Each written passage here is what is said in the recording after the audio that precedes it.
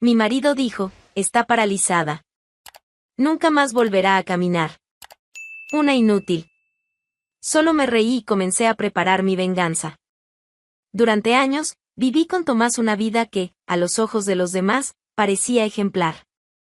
Un matrimonio sólido, sonrisas discretas en cenas familiares, vacaciones planificadas y cuentas organizadas. Para quienes veían desde fuera, Tomás era el marido ideal, presente, educado, estable. Pero yo sabía. ¿Cómo sabía? Detrás de las paredes de nuestra casa adosada en Zaragoza, existía una versión de Tomás que nadie conocía. Un hombre de palabras secas, sin afecto, de ego inmenso. Nunca me gritó, no le hacía falta. Su desprecio era quirúrgico, silencioso, constante. Me ignoraba cuando lloraba. Me menospreciaba cuando daba una opinión. Yo era invisible, salvo cuando necesitaba recordarse a sí mismo que él mandaba en todo. Y aún así, me quedé. Creí, durante mucho tiempo, que resistir era lo correcto. Que todo matrimonio tiene sus sombras. Me decía que era solo una fase, que tal vez él estaba cansado, que las cosas mejorarían. Pero eso nunca pasó. La rutina estaba hecha de silencios. Silencio en la mesa, silencio en la habitación, silencio mientras él miraba el móvil con esa expresión aburrida. Pero yo aguantaba. Por terquedad, por cierto orgullo, yo aguantaba. Hasta el día en que el médico habló en voz baja pero firme, necesitamos operar de urgencia. Es una cirugía delicada, Mireia. Recuerdo estar sentada, sola, con las manos frías entrelazadas en el regazo. Me llevé la noticia a casa con un nudo en el estómago, pero con una certeza íntima, Tomás estaría a mi lado. Creía que una situación como esa despertaría algún rastro de humanidad en él. Alguna chispa de afecto escondido. Esa noche, le conté sobre la cirugía. Él solo asintió, sin emoción. Haz lo que tengas que hacer, dijo, mientras pasaba los ojos por las noticias en el teléfono.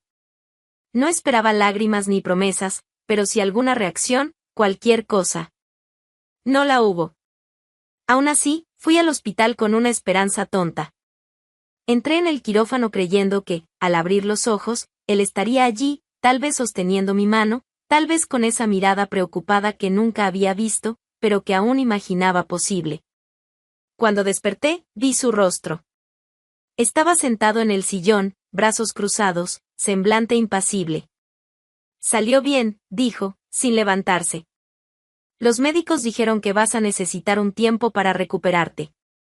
Sonreí, aliviada. Pensé que eso bastaba. Que ese momento nos acercaría. Que ahora él me vería de verdad. Que, por primera vez, tendría a alguien a mi lado. La cirugía fue un éxito, según los médicos. El tumor había sido removido, sin mayores complicaciones. Pero la recuperación fue un campo minado. No de dolor físico, sino de otro tipo de dolor, más agudo, más silencioso. La silla de ruedas fue introducida como medida temporal. Por tiempo indefinido, dijeron.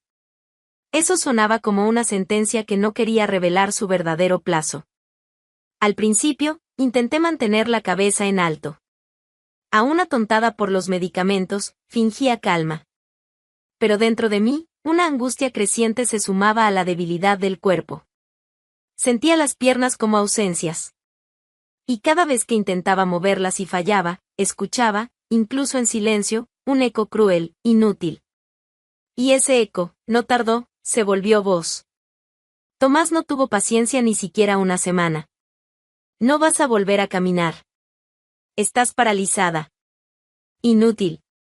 Escupió esas palabras una tarde cualquiera, con el mismo tono con que se quejaría de un café frío. La boca no tembló. El rostro no mostró ninguna vacilación. Solo desprecio. Aquello me atravesó como una cuchilla. Su inútil no era solo físico. Era un veredicto. Me veía como un peso muerto. Algo roto e inútil. Y más aún, no se esforzaba en ocultarlo. A partir de ahí, Tomás cambió. No de forma abrupta, no. Simplemente, se detuvo.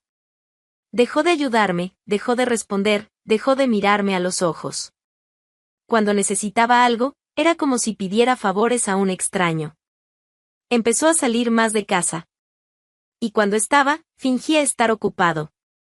Las tareas básicas, que antes compartíamos, se volvieron obstáculos insuperables. Y yo, sentada en esa silla, tenía que tragarlo todo en seco. Pasé días intentando adaptarme. Aprendí a arrastrar la silla con las manos temblorosas, a arreglármela sola en el baño, a alcanzar cosas con ganchos improvisados. Todo eso bajo la mirada indiferente de él, que a veces observaba mis intentos como quien mira un programa aburrido. Pero lo peor no era la negligencia. Era la ausencia de cualquier señal de humanidad. Él se reía. Reía. A veces de chistes que él mismo hacía sobre mí, como si mi condición fuera cómica. Como si yo fuera una caricatura. Una noche, necesité ayuda para cambiarme el pañal higiénico. Lo llamé. No respondió. Grité, insistí. Cuando finalmente apareció en la puerta, murmuró, no tengo tiempo para cuidar inválidas. Arreglátela sola. Esa noche, lloré sin hacer ruido. El llanto silencioso es el que más duele. Porque es el que se acumula, el que fermenta. Y dentro de mí, comenzó a crecer una mezcla de vergüenza y odio. Fue entonces cuando pensé en Mateo. Nos hablábamos poco últimamente. Su vida seguía con prisas, universidad, trabajo. No quería preocupar a mi hijo. No quería que viera a su madre en ese estado. Pero ya no tenía otra opción. Mandé un mensaje corto, directo, Mateo, necesito ayuda. ¿Es serio? Respondió en menos de 2 minutos. Ya voy. Y vino. Entró en casa con prisa, con la mirada asustada. Cuando me vio, sentada, delgada, despeinada, con los ojos hinchados, guardó silencio. Solo se arrodilló frente a mí, me abrazó y susurró, mamá, estoy aquí. Con Mateo a mi lado, la casa ganó un respiro. Un ritmo más suave en medio de la tormenta. Él se dividía entre el trabajo y mis cuidados con una dedicación que me conmovía. Pero yo lo veía. En sus ojos, había algo que crecía día tras día. Un odio silencioso, una rabia cruda, no por mí, sino por el hombre al que llamaba padre. Mateo lo presenciaba todo. Tomás ya no hacía ningún esfuerzo por disimular. Disfrutaba humillarme delante de él. Y cuanto más mi hijo intentaba protegerme, más Tomás reaccionaba con desprecio. ¿Así quieres vivir, Mateo? ¿Cambiando pañales de inválida? Decía, con ese tono de sarcasmo aburrido, como si estuviera por encima de todo. Mateo solo respiraba hondo y apartaba la mirada. Sabía que cualquier confrontación directa solo me traería más dolor. Así que tragaba en seco. Y yo veía la tensión en sus hombros, la mandíbula apretada, la respiración contenida. Tomás se alimentaba de eso. De esa incomodidad. Lanzaba comentarios venenosos con la misma naturalidad con que tomaba café. Una vez, al verme intentando alcanzar un vaso sola, sin lograrlo, soltó, mira eso, un vegetal intentando ser útil. Mateo dejó todo lo que estaba haciendo. Dio un paso hacia su padre. Pero yo le tomé del brazo. Le hice un gesto con los ojos. No valía la pena. Fue allí, esa noche, que algo dentro de mí cambió. Lo miré de frente. Ojos en los ojos. No con rabia, sino con algo más profundo, más peligroso, claridad. La claridad de quien por fin ve al otro sin ilusiones. Mi voz salió firme, más de lo que esperaba, cuando me recupere, te voy a dejar sin nada. La frase cayó en el aire como una cuchilla. Cortó el silencio. Tomás esbozó una sonrisa torcida. Luego, rió. Rió fuerte, con burla, como quien escucha un chiste ridículo. ¿Tú? Señalándome con el dedo. ¿Tú te vas a recuperar? ¿Vas a dejarme sin nada? Ni siquiera puedes levantarte de la silla, Mireia. Mírate. Eres una carga. Un caso perdido. Volvió a reír, esta vez más alto, como si mi frase fuera el delirio de una mujer derrotada. Pero lo que él no vio, o se negó a ver, era lo que se escondía entre líneas. No era una amenaza. Era una promesa. Y en ese momento, no dije nada más. Solo lo observé reír, ignorante de lo que crecía dentro de mí. Porque él solo veía la silla. Solo veía mi fragilidad. Creía que yo estaba destruida. Pero lo que no sabía, y quizás nunca sabría, era que allí, en el fondo de mi humillación, algo empezaba a despertar. Algo antiguo. Fuerte. Decidido. No era venganza. Todavía no. Era algo más íntimo. Un instinto que hasta entonces había reprimido en nombre de la paz, la familia, el matrimonio. Pero ahora, ya no quería paz. Quería justicia. A partir de entonces, comencé a observar a Tomás con otros ojos. Ya no con miedo. Ni con tristeza. Sino con estrategia. Cada palabra suya. Cada acción. Todo era almacenado, guardado, apilado dentro de mí. Durante el día, mientras él salía a trabajar, la casa quedaba en silencio. Y en ese silencio, escondida de todos, yo comencé. Primero, probando los dedos de los pies. No se movían. Después, intentaba sentir pequeñas contracciones en los músculos del muslo. Nada. Pero insistía. Todos los días. Mientras Tomás vagaba por la casa como un fantasma arrogante, riendo, burlándose, ignorándome, yo coleccionaba mínimas victorias. Movimientos imperceptibles. Pequeñas reacciones musculares. Temblores casi invisibles. Cada uno era una chispa. Y de ninguno le hablé a nadie. Quería eso solo para mí. Porque no era solo una recuperación física. Era una guerra íntima. Necesitaba reconquistar mi cuerpo, mi autonomía, mi vida, en secreto. Quería que cuando el mundo lo viera, fuera demasiado tarde para dudar de mí. En las horas muertas, me apoyaba en los muebles. Hacía fuerza con los brazos, levantaba el tronco, sentía la presión en las piernas. Me caía. Muchas veces. Pero siempre en silencio. Luego, limpiaba el suelo, ocultaba los moretones, disimulaba los rasguños. Mateo nunca supo. Tomás, mucho menos. Él seguía viviendo como si nada pasara. Tirando los calcetines al suelo para que yo los viera, dejando la comida en el fregadero donde no podía alcanzarla, cerrando con llave el dormitorio por las noches. Llegó al punto de dejar el timbre del interfono en silencio, solo para que yo no pudiera abrir la puerta si estaba sola. ¿Y yo? Aprendía. Aguantaba. Me fortalecía. No en el cuerpo, en el alma. Sus palabras me empujaban hacia adelante. Las risas, las miradas de desprecio, todo eso me servía de combustible. Yo lo guardaba. Lo apilaba dentro de mí. Como ladrillos. Cada humillación se volvía una pared entre la Mireia de antes y la que estaba naciendo. Y entonces llegó el día. Era una mañana cualquiera. Tomás, con resaca, malhumorado, tiraba todo al suelo buscando una corbata. Tenía una reunión, iba tarde, y a nadie en la casa le importaba su drama. Mucho menos a mí. Esta casa es un asco. Ni para eso sirves, dijo, pateando una caja vacía en mi dirección. Levanté la mirada. Y algo se rompió dentro de mí. No de forma dolorosa, sino como si una cuerda antigua se hubiera reventado. Me impulsé, despacio, apoyándome en la silla, en la estantería, con los brazos temblorosos. Los pies resbalaron, pero afirmé las rodillas. Y entonces, me puse de pie. Por primera vez en meses, estaba de pie. Frente a él. Tomás giró la cabeza lentamente. Cuando me vio, se quedó quieto. Sorprendido. Al día siguiente, sin dudar, fui al registro civil. Entré sola, sin silla de ruedas, sin avisar a nadie. Inicié el proceso de divorcio con la misma firmeza con la que un juez golpea el martillo.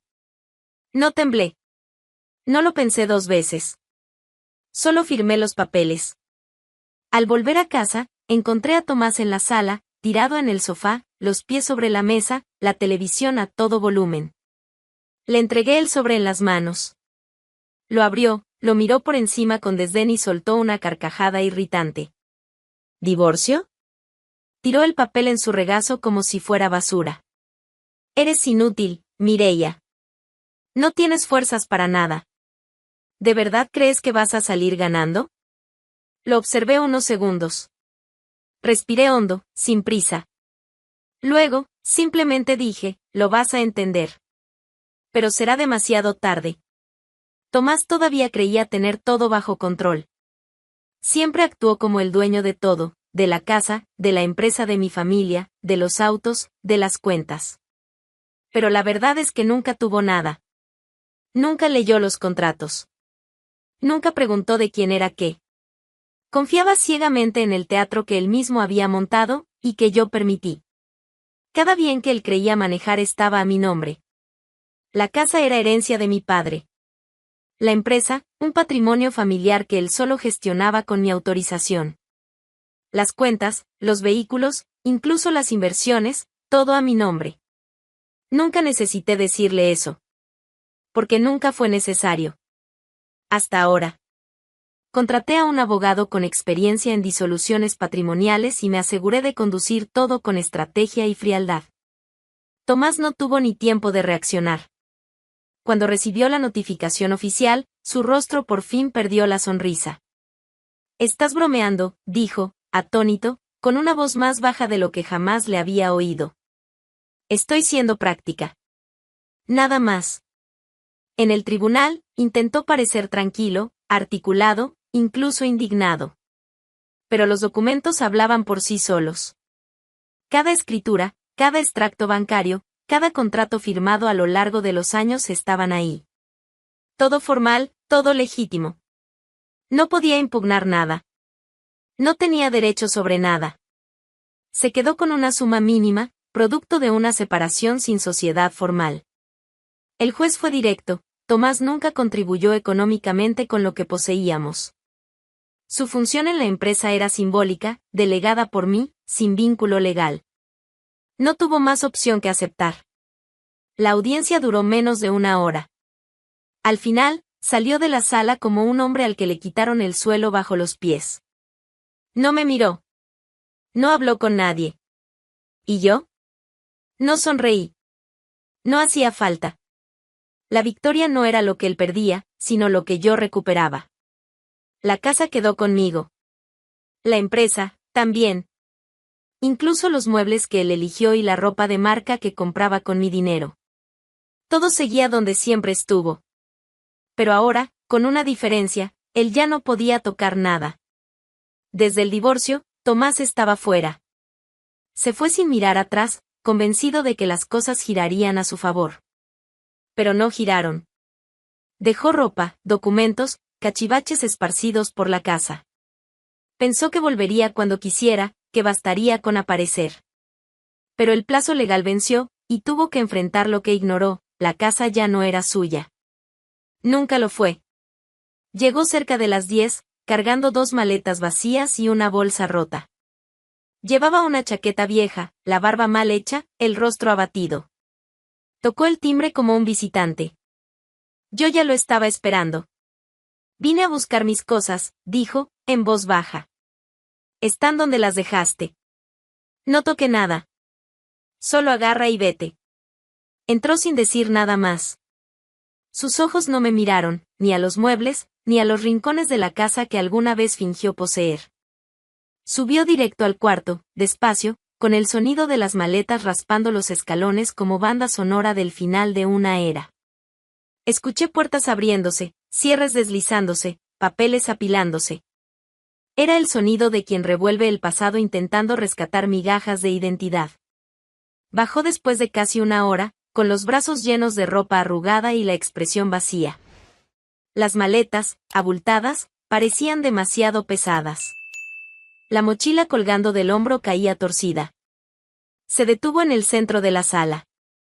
Me miró por unos segundos. Esto era mi vida. Era mentira. La verdad es lo que queda ahora, 2 maletas y una bolsa. Nunca me entendiste. Te entendí demasiado pronto. Solo tardé en aceptarlo. Desvió la mirada. Caminó hacia la puerta. Se detuvo con la mano en la manija, como si esperara algún ruego. Algún día vas a extrañar todo esto. Fui hacia él. Firme, tranquila, y con la mirada que él siempre evitaba cuando la verdad apretaba. Inútil. Eso fue lo que me llamaste una vez. Ahora, yo te lo devuelvo con la precisión que mereces. Tomás entrecerró los ojos, tiró de la puerta y salió. La madera se cerró detrás de él sin prisa. La casa quedó en silencio. Un silencio limpio. Sin su presencia, todo respiraba diferente. Al final de la tarde, como estaba previsto, fue a la casa de Mateo. Las mismas maletas, los hombros más caídos. Tocó el timbre. Mateo abrió. Hijo, solo por un tiempo. No tengo dónde quedarme. Necesito un lugar, hasta que me organice. Mateo no reaccionó de inmediato. Observó al hombre parado en la puerta, que ahora se decía padre.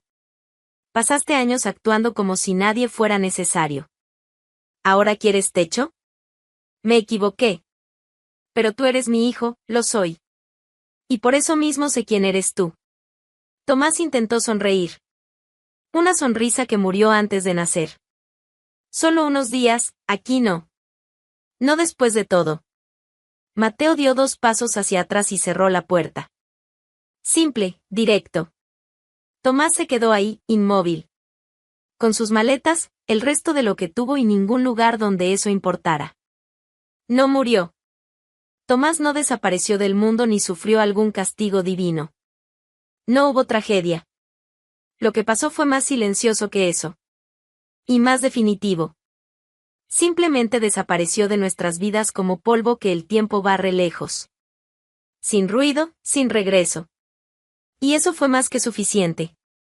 Después de ser rechazado por mí y por su propio hijo, compró una casa en las afueras de la ciudad. Con el poco dinero que le quedaba, eligió una de las pocas opciones que cabían en su bolsillo. Una casa vieja, con fachada desgastada, puertas que no cierran bien y olor a humedad incrustado en las paredes. Aquello no era un nuevo comienzo. Era un depósito de final de línea. Y se acomodó ahí como quien acepta lo que sobró. Nadie lo visitaba. No tenía amigos. Ni vecinos dispuestos a entablar conversación. Solo él y su propia voz, tal vez la única compañía que aún lo soportaba. Mientras tanto, yo volví. No antes de él. Volví a mí. Poco a poco, a mi tiempo. Sin prisa. No quería correr, ni borrar el pasado. Quería construir un presente que me quedara bien. Y lo logré. El cuerpo respondió con más fuerza de lo que esperaban. Los médicos decían que quizás nunca volvería a caminar como antes. Pero yo no quería volver como antes. Quería caminar como yo. Un paso a la vez, sin miedo, sin vergüenza. Recuperé movimientos. Recuperé ganas. Y, lo más importante, recuperé espacio. Empecé a llenar la casa con lo que antes estaba apagado, música, risas con Mateo, olores de comida simple, voces tranquilas. Había días en que el silencio reinaba, pero no era el mismo de antes. Era un silencio mío. Limpio. Vivo. Mateo se quedó más tiempo del que planeó. Vivimos juntos por meses. Él cuidaba de mí, y yo cuidaba de los dos. La complicidad creció, sin necesidad de hablar sobre lo que pasamos. El nombre de su padre nunca más fue dicho. No porque quisiéramos olvidar, sino porque ya no había nada que decir. Él ya no formaba parte. Ni siquiera como recuerdo. Reorganicé los armarios, tiré lo que ya no servía, cambié los muebles de lugar. Empecé a cuidar las plantas con más cariño. Una casi se murió cuando enfermé, pero resistió. Nos volvimos parecidas. Ambas estirando las ramas de vuelta a la luz, después de tanto tiempo en la sombra. Nunca deseé venganza. No quería que Tomás rogara, ni que sufriera en público. Solo deseé que fuera sacado de mi camino. Y lo fue. Desapareció de mis ojos, de mi casa, de mis pensamientos. Fue suficiente. A veces, alguien todavía lo menciona. Una vecina dice que lo vio en el mercado, solo. Un excolega comenta que ha envejecido mal, que vive irritado. Yo escucho sin prisa, sin emoción. No por desprecio, sino porque eso ya no me pertenece. Hoy, me despierto y camino por la casa con pasos firmes. Preparo mi café, leo un fragmento de un libro, cuido mis plantas, organizo cuentas. A veces me río con un recuerdo liviano. A veces me siento en el patio y simplemente miro el cielo. Y en cada una de esas cosas, hay algo que por mucho tiempo me fue negado: paz. No vencí a Tomás.